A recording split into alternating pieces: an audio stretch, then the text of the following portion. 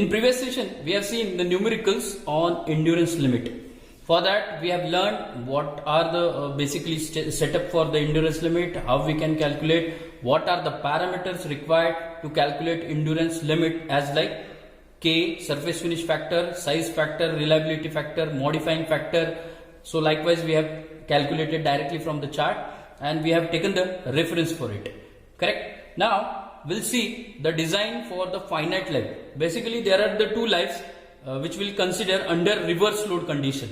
As we know, endurance limit definition itself indicate that completely reverse load can be acting without formation of the first fatigue crack, that we called as the endurance limit. So for that, we have considered the reverse load, first thing. Second thing, we'll have to consider both life, finite and infinite. Finite means the number of cycles or the number of specimen can move with respect to particular cycle that can be measurable, that is finite life. And infinite means it is going to calculate with respect to applied stress. So today I'll cover the design for the finite life numericals on that. So before starting the numerical, I'll explain what are the parameters included in finite life. You can see on the screen. So basically this we called as a SN curve, which indicate S means applied stress, N means number of cycles which are situated on a horizontal or X axis. You can see here the number of cycles are in between 3 to 6. Why? Because 3 to 6 is called as an endurance limit region.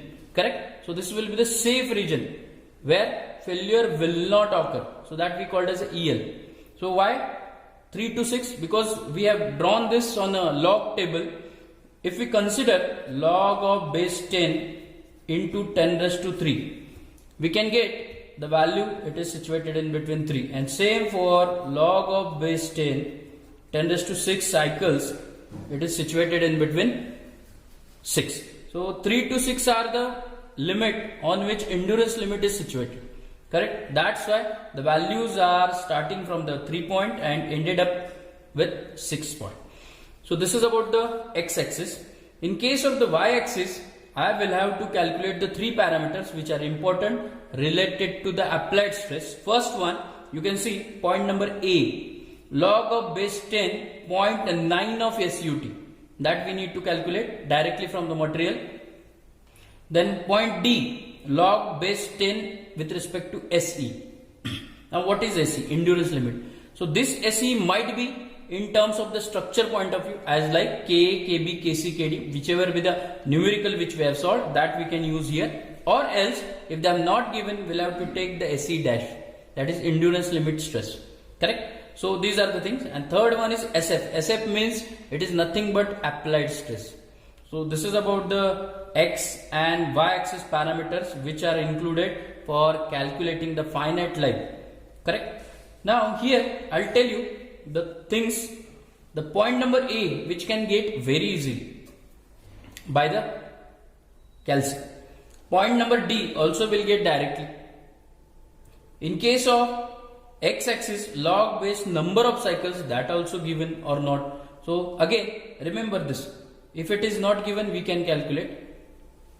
And this log of SF, so only 2 value we need to consider or calculate in such kind of the SN curve. See, first one is this, log of base 10 SF, applied stress. If I know SF, I can easily calculate log of base 10 N. Or else vice versa. If I know log of 10 N, that is number of cycle, I can easily calculate applied stress. So why it is dependable? Because you can see the curve, the line, straight line, EF, it is directly connected with the F to the x-axis. So it means that whenever I'll get this out of this 2 value, log of 10 SF with respect to log of base 10 N, out of that 1 value I should know. Then only I can able to calculate remaining one. So that is very important. So there are only 2 types of the question will be asked in the exam, that is either they will ask to calculate applied stress, that is log of base 10 SF, or they will ask you to calculate the number of cycles which can be taken by the specimen for the finite life condition. Clear? Now see here. So as we know, log of base 10 SF and log of base 10 n, it is situated in between somewhere. Somewhere means for x axis it is in between 3 to 6. For y axis it is in between SE to 0.9 of SUT. So it means it is situated at a center or middle of that. So here I can use the interpolation method. Very important, interpolation. So interpolation means what? With respect to calculation maximum value and minimum value, we are able to calculate middle one. Though it is not in center, no problem, but it is middle one. That we can easily calculate. You can see I have mentioned here the formulation for you. If I want to calculate log of base 10 SF, I need to consider the maximum value A minus. So A is nothing but this log of 10.9 SUT minus y-axis maximum minus minimum. So this is maximum log of base 10.9 SUT, minimum of that y-axis log of base 10 SE. I have written divided by x-axis maximum minus minimum. So x-axis maximum 6, minimum 3 into, now into is very important because you can see the graph is not started with the 0, 1. It has started from 3. Correct? Because that will be the safer region. So therefore 3 to 6. So you can see while calculating the things, I must add the 3 value. Correct? I must add or subtract as per the requirement. You can see if I get this value x-axis and y-axis maximum minus minimum, I will have to multiply here. Suppose I am at this point, I can take log of base 10 n. So I will have to move backward, left side on a y-axis. So move back side means reduce the 3. So that's why I will have to reduce log of base 10 minus n here. So therefore the interpolation is for finite life numericals are log of base 10 SF. If I want to calculate this value, I need to take maximum value minus y-axis maximum value minus minimum value divided by x-axis maximum value minus minimum value, multiply by number of cycles which are reduced by 3. So n minus 3. N is the number of cycle, SF is applied stress or applied load, and SE is endurance limit.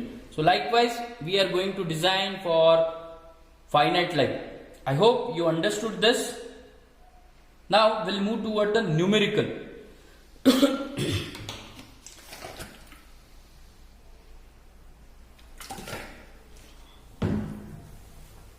Now we'll start with the numerical, which is very important and which is depends on the finite life problem. So I'll just read it and explain you, and simultaneously I'll write the given data. A rotating bar, of course it is rotating, it is having circular cross section made up of steel 45 C8. It indicates that if steel is there, so we need to consider the material for the conditioning, as like if there is distortion strain energy or if there is a maximum stress energy, maximum stress required, I will have to multiply by 0.5 and so on.